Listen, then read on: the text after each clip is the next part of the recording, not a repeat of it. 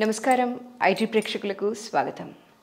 దీపత్వం బ్రహ్మరూపోసి జ్యోతిషాం ప్రభ్రవ్యయ సౌభాగ్యం దేహి పుత్రాంశ్చ సర్వాన్ కామాంశ్చ దేహి మే. సర్వకామ్యాలను తీర్చే లక్ష్మి శ్రీ దీపలక్ష్మీదేవి. దీపంలో సుబ్రహ్మణ్యేశ్వర స్వామి స్వయంగా కొలువు తీరి ఉంటారట. అందుకే ఆరోగ్య సమస్యలతో బాధపడేవారు కూడా దీపారాధన చేసి స్వామివారిని దీపంలోనే చూస్తారు అని కూడా పెద్దల మాట. అయితే ఈ మధ్యకాలంలో మనం తరచుగా వింటున్నది ఐశ్వర్య దీపమని, ఉప్పు దీపమని. ఇది ఎప్పటి నుంచో ఉన్నప్పటికీ కూడా ఈ మధ్యకాలంలో ఎక్కువగా ప్రాచుర్యంలోకి వచ్చిందనే చెప్పాలి. ఇవాళ ఎక్స్క్లూజివ్గా అసలు మనం ఇది ఎలా పెట్టాలి, ఐశ్వర్య దీపం పెట్టడం వల్ల మనకి జరిగే లాభాలేంటి, ఎలాంటి సమస్యల నుంచి మనం బయటపడచ్చు అనే విషయాన్ని తెలుసుకుందాం.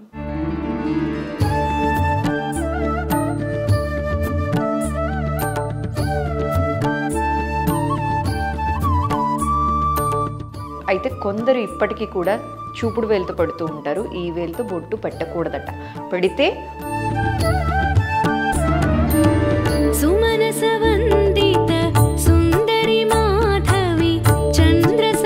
ఐశ్వర్య దీపం పెట్టాలి అనుకున్నప్పుడు ఈశాన్యంలో పీఠం వేసి పెడతారండి నార్మల్గా.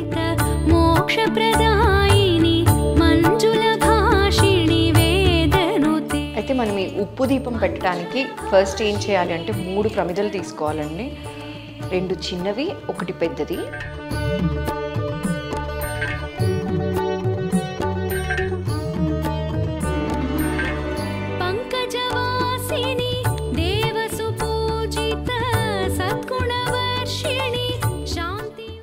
అయితే మనం ఈ ఉప్పు దీపం పెట్టడానికి ఫస్ట్ ఏం చేయాలి అంటే 3 ప్రమిదలు తీసుకోవాలండి. 2 చిన్నవి, 1 పెద్దది. చిన్న ప్రమిదలు మీకు నచ్చినవి, మీకు ఇష్టమైన మోడల్స్ తీసుకోవచ్చు. దీంట్లో కూడా మళ్ళీ ఇలాంటివే పెట్టాలి, అలాంటివే పెట్టాలి, అట్లా ఏం రూల్స్ ఏం లేదండి. ఇక్కడ ఒక చిన్న టిప్ అండి. చాలామంది బొట్టు పెడుతున్నప్పుడు ఈ వేలుతో పెడతారు. అయితే కొందరు ఇప్పటికీ కూడా చూపుడు వేలుతో పెడుతూ ఉంటారు. ఈ వేలుతో బొట్టు పెట్టకూడదట. పెడితే ఉంగరపు వేలుతో లేదా మన బొటన వేలుతో, అంటే పక్కన వాళ్ళకి పెట్టేటప్పుడు బొటన వేలుతో పెట్టచ్చట. దేవతామూర్తులకి కానీ, దీపారాధన చేస్తున్నప్పుడు దీపపు కుందులకి కానీ బొట్టు పెడుతున్నప్పుడు 1 చూపుడు వేలు లేదా బొటన వేలుతో పెట్టచ్చు అని చెప్తారు మన పెద్దలు.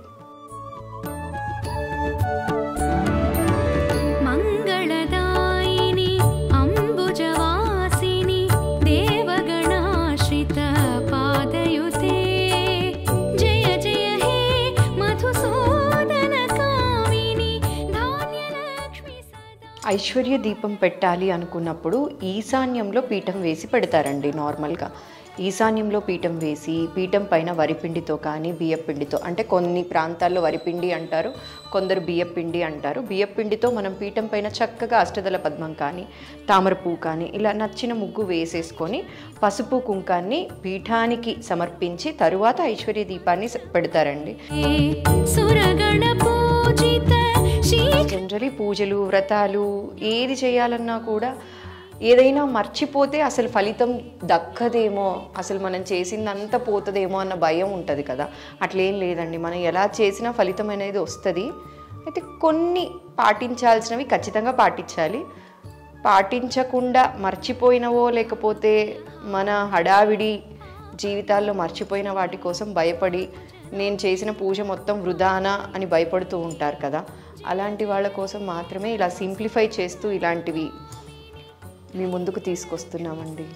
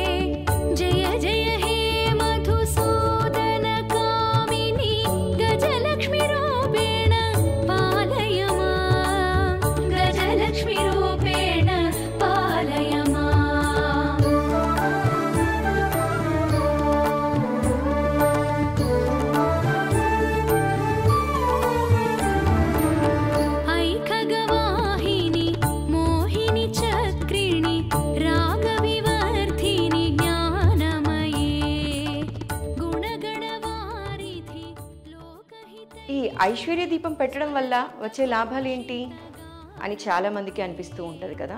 అయితే నేనేమంటాను అంటే ఐశ్వర్య దీపం పెట్టడం వల్ల జరగని లాభం ఏంటి అని కూడా మనం అనొచ్చు. అంటే ప్రతి సమస్యకి పరిహారం అనేది మనకి ఐశ్వర్య దీపం పెట్టడం వల్ల జరుగుతుంది అని అంటారు. ఇంట్లో వాస్తు దోషం ఉన్నా, లేదు ఎవరైనా అనారోగ్యంతో బాధపడుతూ ఉన్నా, రుణ బాధలున్నా, ఎంత డబ్బొచ్చినా ఇక ఇంట్లో నిలవట్లేదు, ఇలా వస్తుంది ఇలా వెళ్ళిపోతుంది అనిపించినా, ఉద్యోగంలో ప్రమోషన్ కోసం ట్రై చేస్తూ అది కూడా వెనక వెళ్ళిపోతూ ఉన్నా, అన్నీ ఇక అయిపోయాయి, ఇక చేతికి అందుతుంది అనుకున్నది డబ్బు కూడా రాకపోవడం, ఎవరికైనా డబ్బులు ఇచ్చి అది తిరిగి రాకపోవడం, ఇలాంటి సమస్యలు ఏవి ఉన్నా కూడా మనం ఐశ్వర్య దీపం అనేది పెట్టచ్చండి.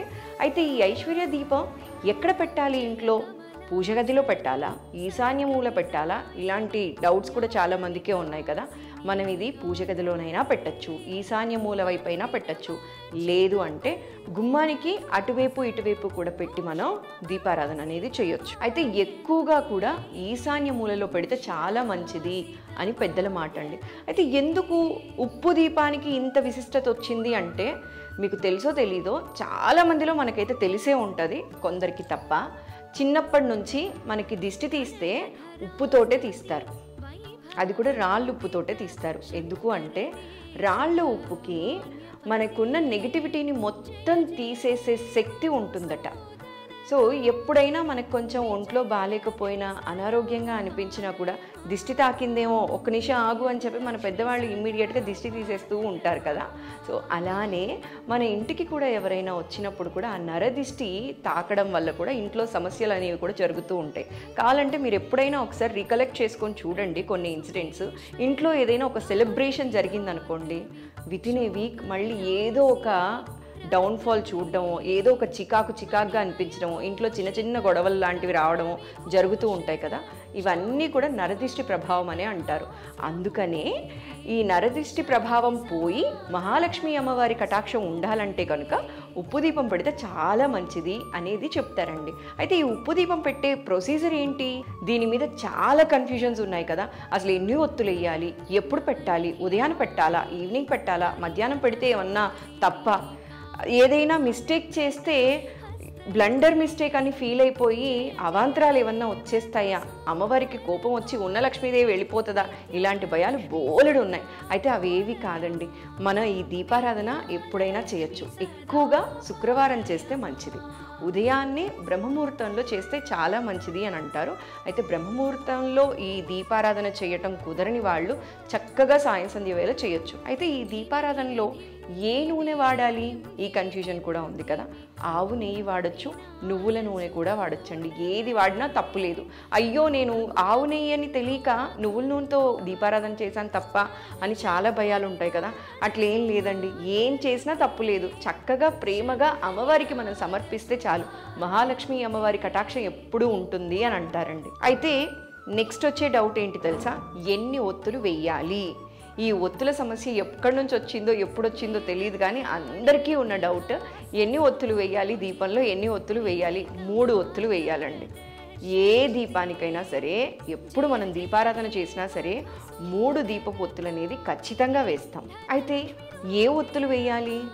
పత్తితో చేసిన ఒత్తులు వేయాలా, తామరపు ఒత్తులు వేయాలా, ఈ కన్ఫ్యూజన్ కూడా ఉంది కదా. ఏదైనా వేయచ్చండి, మనకి ఏది దొరికితే ఆ ఒత్తులు అనేవి మనం ఈ దీపంలో వాడొచ్చు. ఇప్పుడు ఉప్పుతో దీపారాధన చేసేసాం, మరి పక్క రోజు ఆ ఉప్పుని ఏం చేయాలి? అదే ఉప్పుతో కంటిన్యూగా దీపారాధన చేస్తూ ఉండొచ్చా వచ్చే శుక్రవారం వరకు అన్న డౌట్ కూడా ఉంది కదా. ఏం లేదండి, మీరు అలాగే కంటిన్యూ చేయొచ్చు.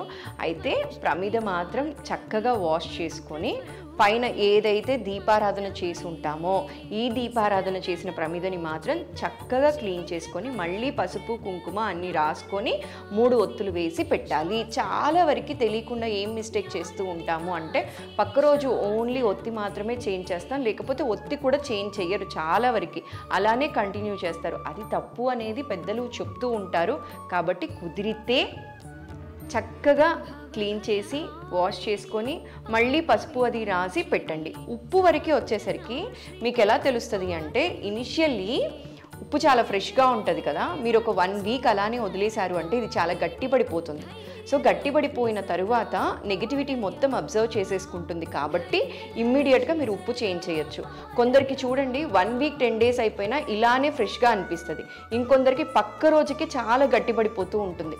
అలాంటి వాళ్ళు మాత్రం ఇమ్మీడియట్గా ఈ ఉప్పుని చేంజ్ చేస్తే మంచిది అని అంటారండి. అంటే శుక్రవారం మనం ఉప్పుని మార్చం కాబట్టి శనివారం చేంజ్ చేసుకోవచ్చు.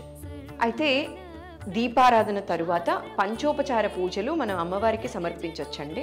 అంటే పంచోపచారాలకు వచ్చేసరికి ధూపం, దీపం, నైవేద్యం, కర్పూర నీరాజనం, నమస్కారం. ధూపం మనం ఎలాగూ చూపిస్తాం, దీపారాధన ఆల్రెడీ చేసాం. లేదు మీరు ఏకవత్తి దీపాన్ని కనుక వెలిగించుకుంటే ఏకవత్తి దీపాన్ని అమ్మవారికి చూపించి చక్కగా నమస్కారం చేసుకోవచ్చు. తరువాత నైవేద్యం ఏం పెట్టచ్చు, చిన్న బెల్లం ముక్క పెట్టచ్చు, కర్పూర హారతి, నమస్కారం. లేదు ఓన్లీ దీపారాధన మాత్రమే చేశారా, మనసులో మీ సంకల్పాన్ని గట్టిగా చెప్పుకొని ఇప్పుడు రుణ బాధలు ఉన్నాయి, అప్పులు ఉన్నాయి, ఈ అప్పులు నాకు త్వరగా తీరిపోవాలి తల్లి, మనసుకి బలం ఎక్కువట, మనం ఏది అనుకుంటే అది త్వరగా జరుగుతుంది అంటారు. కాబట్టే మనం సంకల్పాన్ని ఖచ్చితంగా ఏ పూజలోనైనా చేస్తాం. అలానే ఈ ఐశ్వర్య దీపారాధన చేసిన తరువాత కూడా మనం గట్టిగా మన సంకల్పాన్ని అమ్మవారితో చెప్పుకొని, అమ్మా నాకు ఈ కష్టం వచ్చింది, ఈ కష్టం నాకు త్వరగా తీరిపోవాలి తల్లి, నేను ఇన్ని వారాలు నిన్ను కొలుచుకుంటాను అని చెప్పి మనం అమ్మవారితో చెప్పుకోవచ్చు. అయితే నేను 7 వారాలు చేద్దాం అనుకున్నా, 9 వారాలు చేద్దాం అనుకున్నా, 3 వారాలే చేశాను, మధ్యలో చేయలేకపోయాను, ఆటంకాలు వచ్చాయి, కంటిన్యూస్గా 4 వారాలు ఆపేశానండి, దీనివల్ల ఏమైనా జరిగిపోతుందా అని చాలామంది భయపడుతూ ఉంటారు. అలాంటి టైంలోనే మనకి ఏదైనా కష్టం వచ్చిందనుకో ఇంటర్లింక్ చేసేసుకుంటారు. నేను అమ్మవారి దీపాన్ని ఓన్లీ 3 వారాలే పెట్టాను, తర్వాత నుంచి ఆపేశాను కాబట్టే నాకు ఈ కష్టం వచ్చింది అని చాలామంది ఇలా భయపడుతూ ఉంటారండి. అయితే ఖచ్చితంగా అది తప్పు. దేవుడు ఎప్పుడు మనల్ని బ్లెస్ చేస్తాడే కానీ శిక్షించడైతే శిక్షించడు. కాకపోతే అది మనకి ఇంటర్నల్గా ఏదో గిల్టీ ఉండిపోతుంది. మోస్ట్లీ భయాలు పెడుతుంటారు చాలా వరకు కొంతమంది పెట్టిన భయాల వల్ల ఇలా భయపడిపోయి ఏది జరిగినా నేను ఈ పూజ స్టార్ట్ చేశాను, ఇది మధ్యలో ఆగిపోవడం వల్లే ఇలా జరిగిపోయిందేమో, నా జీవితం ఇలాగైపోయిందేమో, ఈ కష్టం వచ్చేసిందేమో అని అనుకుంటాం. ఏ పూజ అయినా స్టార్ట్ చేసి మధ్యలో ఆపేసినంత మాత్రాన మనకి ఏ కష్టం రాదండి. అది మన కర్మానుసారం ఏదైనా కష్టం వస్తుందేమో తప్ప పూజ మధ్యలో ఆగడం వల్ల అయితే మాత్రం కాదు. ఇది ఖచ్చితంగా అపోహని చెప్పచ్చు. Too many cooks spoil the dish అని మనకి ఇంగ్లీష్లో ఒక ప్రావర్బ్ ఉంది. ఎక్కువ మంది వంటలు ఉంటే ఆ వంట చెడిపోతుందట. అట్లనే ఎక్కువ మంది సలహాలు వినడం వల్ల మనం చాలా కన్ఫ్యూజ్ అయిపోయి ఇలా చేయాలా, అలా చేయాలా, ఇలా చేయాలా, ఇన్ని భయాలు మనసులో వేసేసుకొని అసలు పూజ చెయ్యాలంటేనే భయంతో దూరంగా వెళ్ళిపోయే వాళ్ళు కొందరైతే లేదు చేయగలను అన్న ధైర్యంతో కూడా ముందుకెళ్తూ ఉన్నారు. అయితే అలాంటి కన్ఫ్యూజన్స్ ఏవీ లేకుండా మనకి ఉన్నంతలో మనం ఏవైనా మర్చిపోయినా, మనం ఏవైనా తప్పులు చేసినా అమ్మవారికి మనం సమర్పించాం కదా, చేశాం కదా పూజ, ఇలా అనుకొని మనస్ఫూర్తిగా అమ్మవారి ముందు దండం పెట్టి భిక్ష అడిగితే మనం ఏం కోరితే అది ఇచ్చేస్తారట అమ్మవారు.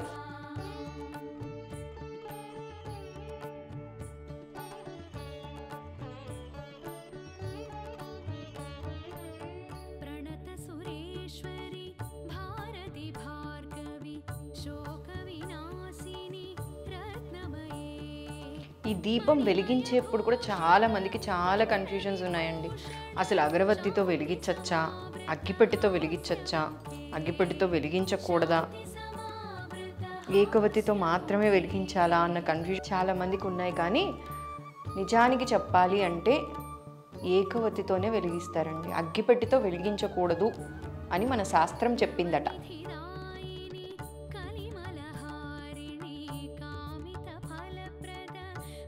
కానీ ఆప్షన్ లేనప్పుడు, తప్పదు అనుకున్నప్పుడు అగరవత్తితో కూడా వెలిగించవచ్చండి.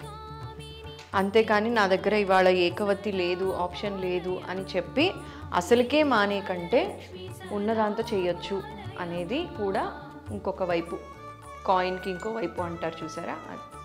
చూసారు కదండి మన ఉప్పు దీపాన్ని పెట్టే విధానాన్ని.